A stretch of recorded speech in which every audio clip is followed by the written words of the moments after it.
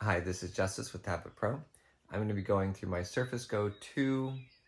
This is my accessory guide. This is not a comprehensive list. This is just what I'm using right now. And using because I've tested a bunch of things. First thing I'm going to share is I have this tablet holder. It goes on my nightstand and it holds the Surface Go really nicely, very easy to maneuver in and out. I can set it down in my lap or have it floating. When I'm done, I can lift it up out of the way. And it reclines at a good angle, easy to adjust. I can take the pen off, put it down in my lap, tilt it back, use the artist pad to draw, and it's a really nice setup for me. Everything in this accessory guide is $40 or less, and I'll put the links in the description. All right, so this one I highly prefer, and actually ordered a second one to hold my phone. So that is the tablet holder. The next thing I'm going to show you is this little keyboard by iClever. I looked at this online for a while and didn't buy it, and decided recently to do that. What I like about it, besides the size, is that it opens up. It uses springs to push that out so it stays open fairly well. It's not going to support itself on here, so this part, if you're sitting this on your lap, this part can't be hanging and resting on here. It will fold. But if you have it on a regular surface, it's fine. I have it on a pillow, it works fine. What I like about it is that it can pair to 3 different Bluetooth devices. So right here is my Surface Go 2, right here is my iPhone, and right here is my Surface Pro 7. And it takes just a second or two to switch between those two things. And that's really nice. Being able to use those 3 devices like that is really great. Granted, if you've seen the last video I put up, you can use Share Mouse or Mouse Without Borders or a couple other different programs, Synergy, that allows you to share one keyboard and mouse across multiple devices, although not iPhone. All right, so cool little device. The caveats, trackpad is actually pretty good. I don't really have a complaint on it, even with the size.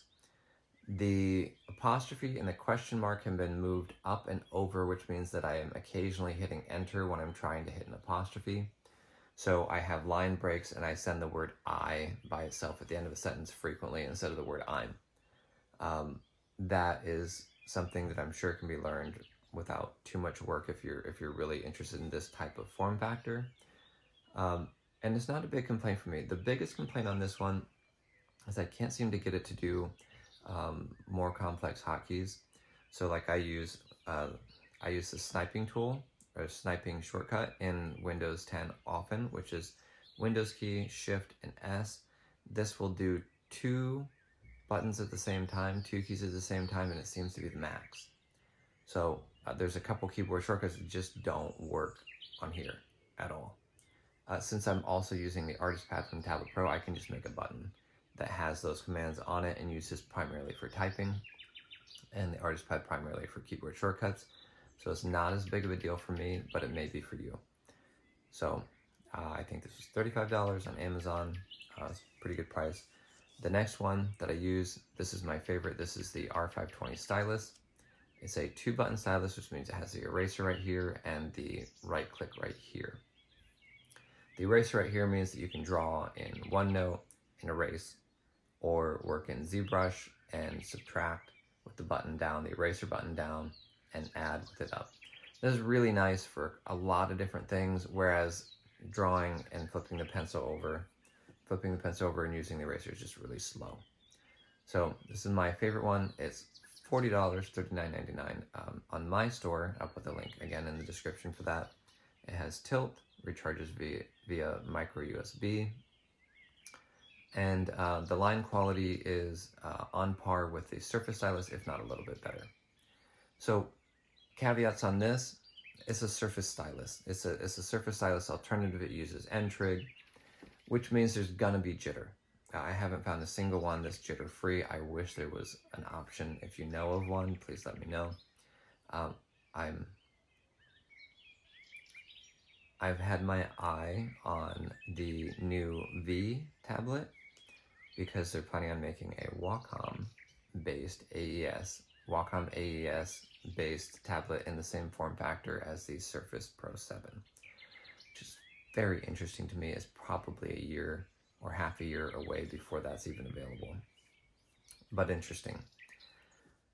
All right, so that's the caveat on this. $40, like I said, and I'll put the link in the description. The last thing is, I think that's it. All right, so you guys are done. The keyboard from Initech, I think is okay. I don't really like the trackpad, but everything works. Just doesn't work especially well. You can hit all the keys on here. It does magnetically attach to the Surface Go 2. If you have any recommendations for things that you like, put those in the comment section. I would love to hear those and get a chance to test them or ask you questions and find out what is the best setup. What I like about this setup is it's going to save you about $100 to $200 based on how you do it and what things you get. Don't forget, the Surface Go 2 can be purchased with a 10% discount on the Microsoft Store. I'll put my link in the description for the Surface Go 2 tablet. I also have a video that shares how to get 10% off on the Surface Go 2. So combine that. Please use my affiliate link in the description to order the Surface Go 2 if you're getting it. And get the M3 model. Don't get the base model. I don't think it's worth it. Spend the extra $100 and use the discount and buy these extra things and have the M3 instead of the regular one. All right, you guys, that's it. Thank you for watching. Until next time, stay creative and have a wonderful day.